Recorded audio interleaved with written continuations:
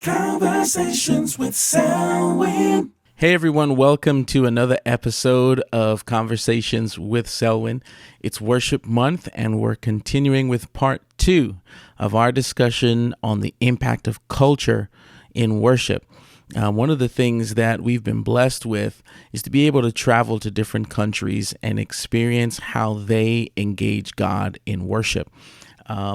We get to hear the expression of culture and how their shared life experiences, their struggles, their journey through life, all of that is expressed through different art forms. You see it visually. You can also hear it in the genres of music that arise. So we're going to take a simple song today called How Great Is Our God, and we're going to flip it into different genres of music that you can find expressed in cultures around the world. One of the things I wanted to encourage all of our worship teams, regardless of what your congregation may look like, we want to encourage you guys to start to dip into different genres of music. If you look around the communities in your area, in your local city or your township, you're going to see a splash of color here and there. All kinds of cultures are all around you. And I believe that the church is called to be an expression of the community that we have around us. Your church should look like the community around you. You should have some Hispanic. You should have some Black. You should have some white. You should have some Asian, and everything in between. So we're going to take this song, How Great Is Our God, and we're just going to flip it a few different ways. And let me know if you hear some of your culture in there. All right, here we go. Okay, so we're going to begin with CCM approach to the song.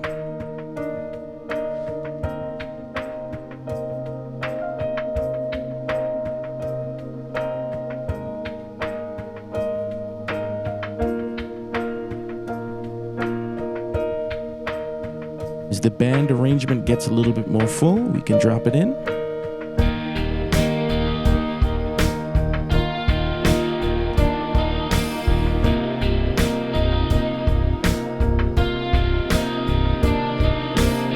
We can hear some nice counter melodies on the electric guitar that the rest of the band can jump in.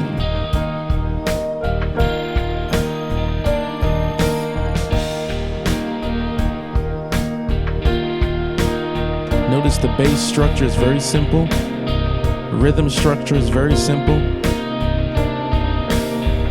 and 2 and 3 and 4 and 1 and 2. Now we're going to take those same eighth notes in the bass line and mix it up a little bit. 1 and 2 and 1 and 2 and 3 and 4. Now this has a little bit more of a groove. Maybe for a mixed congregation. People used to a little bit of soul as well as the original structure. And then we can flip it gospel. Here we go.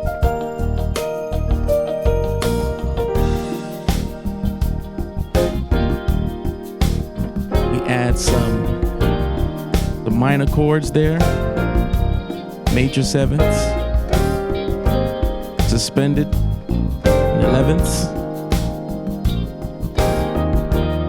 Let's stay there for a minute.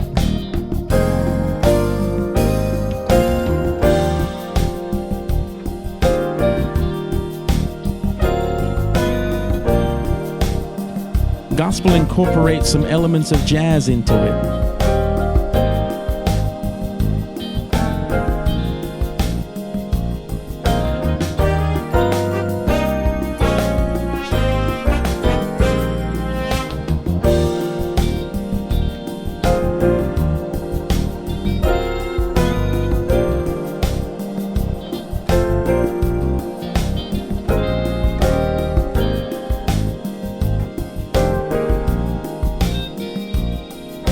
Now, Hispanic music also uses some of the off notes on the bass line.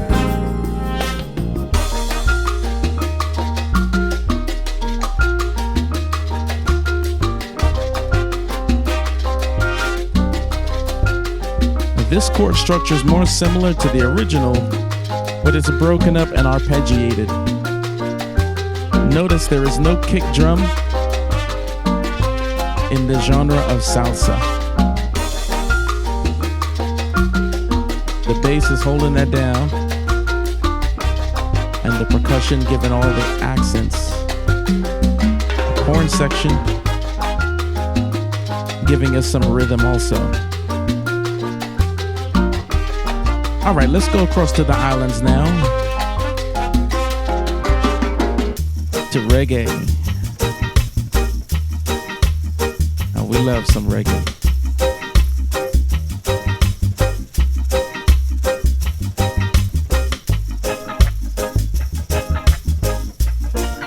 How great is our God? This song can be sung in all these different ways.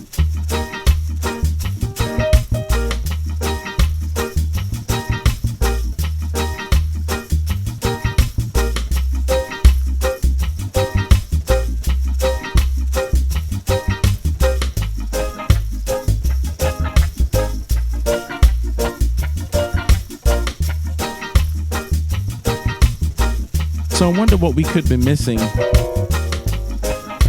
by leaving some of this cultural expression out of our services.